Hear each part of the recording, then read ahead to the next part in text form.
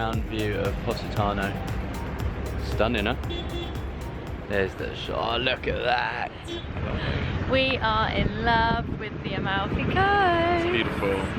So where are we? Positano. Ha! In your face. Do you like it? He thought I was going to get it wrong. Do you like The boat's behind us. I've done a little outfit change.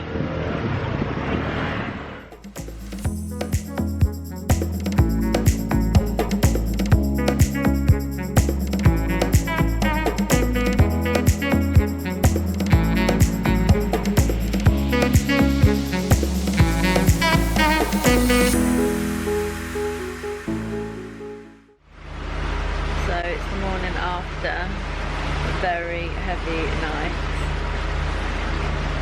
We went out for 1 hour just to have a drink, and then we ended up getting in at... What time did we get in, Philip? 2:30 a.m. And then we were up 7 a.m, leaving Positano, heading to Naples. Well, I'm having the best time, but it seems someone's lost her personality. I've got the worst hangover. Whose fault's that? The barman's. Because they kept putting vodka that much in. You And kept now drinking it. Philip and Dave have decided to take me on trains, planes and automobiles. To add to it, Dave has now made us get on the wrong train in the wrong direction. It was an hour and 44 minutes ago when we left, and it's now still an hour and 44 minutes. And we've been travelling for an hour. An hour stop. Can we get off? Yeah. I mean, where are we? Go and call the emergency handle. I might pull that handle to get off. Now we're in a taxi. We have no idea what we're doing. The bus service that we were trying to get on no longer runs. Where have you been? Over the road. What is it? Have a guess. Police station. Nope. Have another guess. Philip, any guesses on the building that we're sat right outside of after getting off the train and getting a taxi all the way here? Train station. Oh yeah. Oh. That is the train station. That we could have came straight here. Yes. From where? Where does it go to? Can we get back on it? Garibaldi to the boat. Yeah, but that's what he told us to do. The guy told us. No, he never told us to come here. Dave, He never told us to come here. he said, get on. But we asked to go to Pompeii, to be fair. But he said 3 stops and then straight to... Oh, well at least it's quick to get home. The quicker we get home the better. Intended for entry is an obligation guide. Yeah. Guide obligation. Okay, so we go up to here, then we walk up to here, and then we look at that. The lava. Alright. Only if it explodes, have I got insurance? Yeah? Possible to die. Is it? When was the last time that it... 1944. Come on, Hayley. 1944. I've told her a million times. Okay, let's go see this volcano. Woohoo! Right.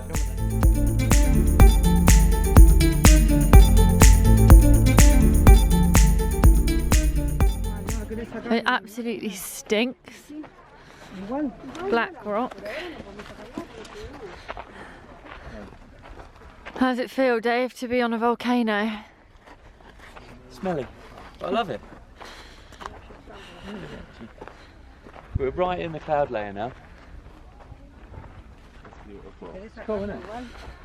If this is your idea of beautiful, then yeah. Do you guys have a race? Well, it seems Hayley's personality wasn't at the bottom of that Red Bull can.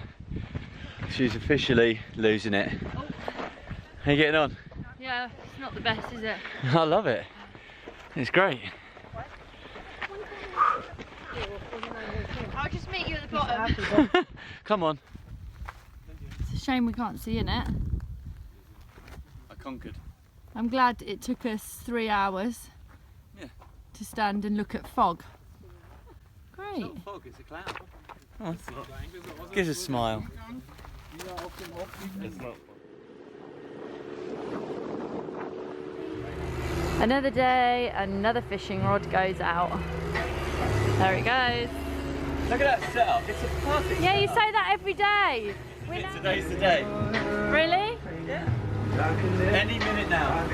Hanging on the words you say, never know to give my all. I'll show my perfect setup again. Everything which I can take, so don't call me baby. You don't know the words. Done good today on watch. Just a what? Couple of near misses. Just a couple of near misses when we nearly hit cruise ship.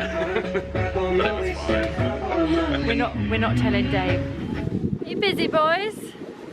Yes, mate. Thought you were on watch. I am. Watching. Why is my bum touching that?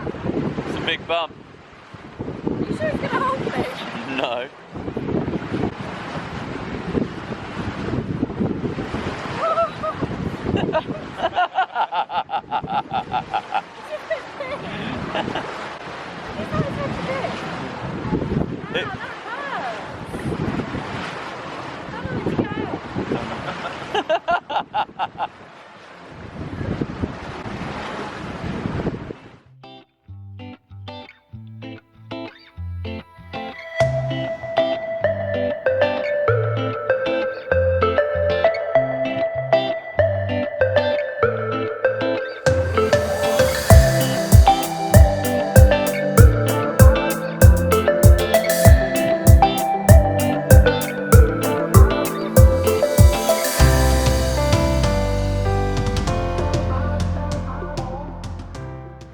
Iced coffee time.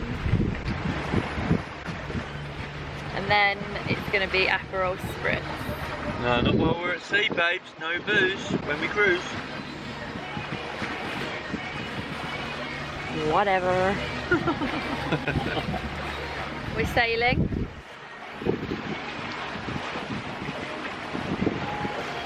But motor sailing, unfortunately. Don't tell people that. No one needs to know that. I'm a truthful person, Dave. I'm Philip's beautiful flat feet. Don't get that on camera, Jesus. Go get your shoes on. No. Philip's got flat feet and they are like flippers. They basically look like that. It's Philip's feet. I'm going to do my impression of Philip. Who am I? Put your feet up, Philip. I mean, look how big they are. We still haven't caught a fish. This is getting comical. I feel so bad for him. I really, really, really hope he catches a fish. It's now been weeks. I think we're on like week 8 or 9 and still no fish. Please.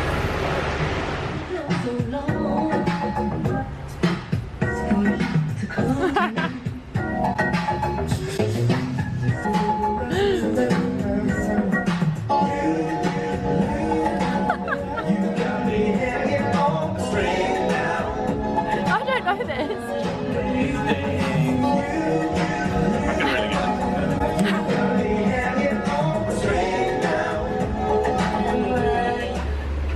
Heading to Rome. And we've got 15 hours till we get there. Our ETA is 1:45 in the morning. I'm relaxed, I'm enjoying life. It's good. Just hoping the wind picks up so we can actually get the sails out. Yeah, we want to be able to sail to Rome, not motor and waste all our fuel. Do it, monkey. How high are you going? What do you need that step for then?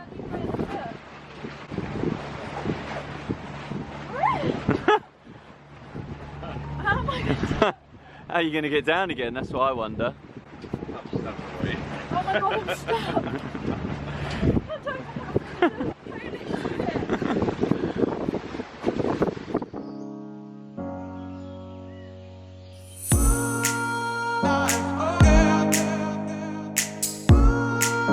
Oh, yeah.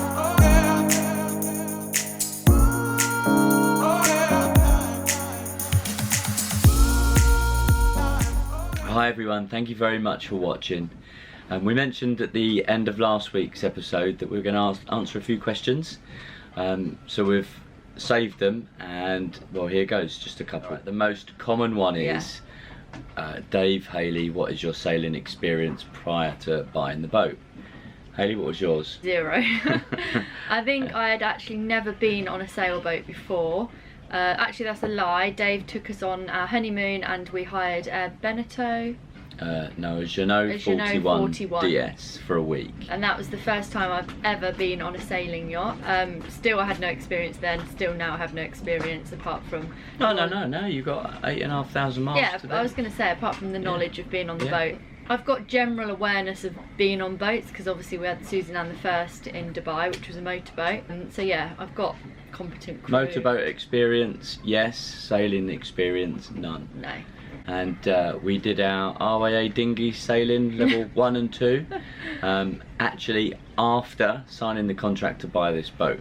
Yeah. So sailing experience isn't the be all and end all of living on a boat, to be quite honest. And I think one of our subscribers that asked that was Andrew, oh god, Andrew 245088859. I think after the anchor dragging we had loads and loads of advice and what was your issues, do you know why you were dragging, blah blah blah.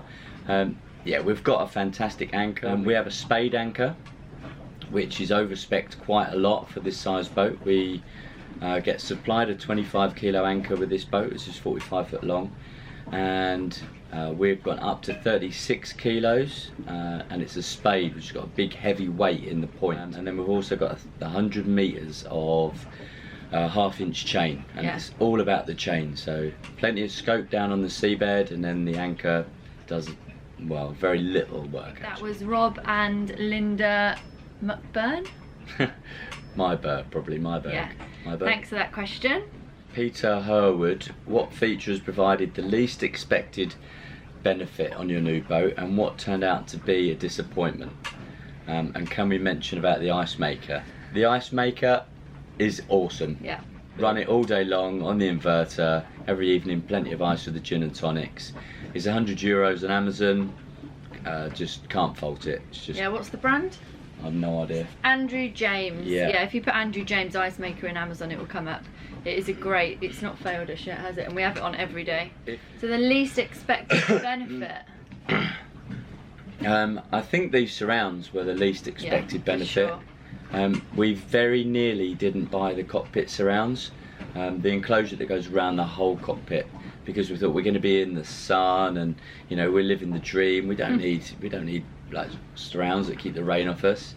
Well, we couldn't have been more wrong. Yeah, it pisses down all the time, and it also keeps the wind off. For me as well, actually, it makes me feel a lot safer when I'm up there and you have them all down. You feel, you can't go overboard. Yeah, no, you just feel exactly. You can't. Yeah. Safe. And our biggest disappointment, well, I think everybody who's seen any episode prior to this one knows that the Jenica is number just one. Absolute disaster. And it's not just us, it's just that sail is a nightmare. Actually, can I have one more disappointment? Yeah. The fridge, the lagoon fridge. I think they are rubbish. They doesn't matter what number you have them on, the back frosts up, so you get like full on ice at the back. So if you have anything at the back of the freezer, it's frozen. At the fridge, it's frozen. So if you turn the dial down, then you've got it all defrosts and it melts at the bottom, so you've got like a pool of water at the bottom. I just can't get it right. Yeah, the fridge cost us how much? €1,800 option. Yeah, I've not been impressed with that at all. They look nice because we went for the stainless steel option, but no. Next question is from Jen Wilco. She has asked, what was the deciding factor to purchase the particular boat that we have, and why not a Lagoon 42? Did you ever consider the 42? Actually, we nearly did buy a 42, didn't we? So yeah, the three competitive boats in terms of price, size, and similar layout is the Lagoon 42, Lagoon 450, and the Helia 44. Yeah. And those three were on our short list. Very nearly went for 42, being the cheapest. Probably would have been a much better idea, to be fair. But our reasons were? Just space. We knew we were going to have a ton of visitors, a ton of guests. Yeah. and needed to. And we've got a lot of stuff. Yeah, it was the storage really for me. The kitchen's got less storage. Yeah. The bedroom's got less storage, so it was a big thing. We went and looked around one, and we were very nearly close to purchasing one because there was one available at the time we wanted one. It was actually going into a boat show, and then after it was out of the boat show we could have had it. Yeah, it's definitely down to size. But in hindsight, it would have been more affordable. Yeah, we'd probably be eating out a lot more now. And another very common question is about purchase price and paying VAT. Sorry. A lot of people buy yachts and want to save on the VAT. Obviously, if you're exporting it to the Caribbean or wherever, then yeah, you don't have to pay VAT. We're British, but we live in Dubai, so we can register the boat as British and not be liable for VAT, as long as we don't keep it in Europe. And we are currently sat in Antigua, so we exported it. So no VAT for us. yeah, 100% we couldn't afford the VAT if we had to pay for it. So yeah, so that's a few questions this week.